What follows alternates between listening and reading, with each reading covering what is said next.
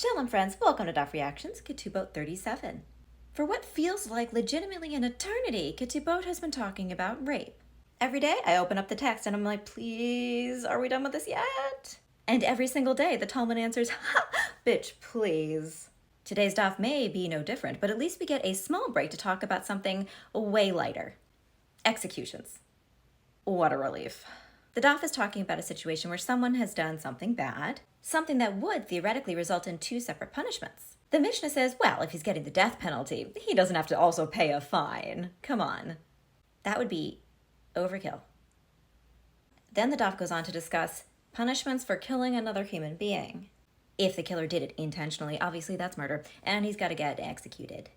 But if the killing was accidental, the killer can run as fast as he can over to a sanctuary city and stay there in exile to avoid the death penalty.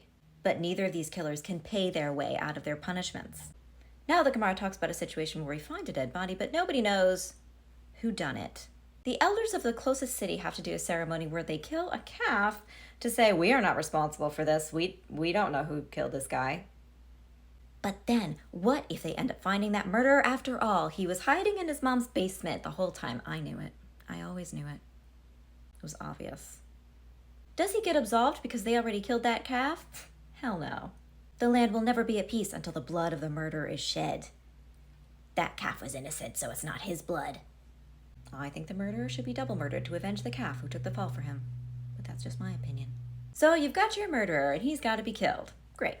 The murderer is then executed by the neck the same way that the calf was killed, with an exception. We don't use a blade on the back of the neck like we did for the calf. That would be cruel and unusual punishment on a human, okay?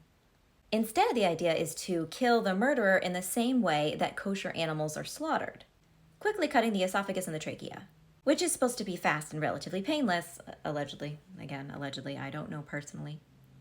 But plot twist, sometimes somebody does a crime and a human court isn't supposed to punish them at all. They can't execute that person. Instead, the punishment is directly from the hand of God. And that, totally different story. Someone actually could, in that case, potentially atone and get out of their punishment by offering or paying for sacrifices. If God accepts that, which is, of course, God's business, not mine. But at least in this case, that person would have a chance, which is more than we can say for that calf.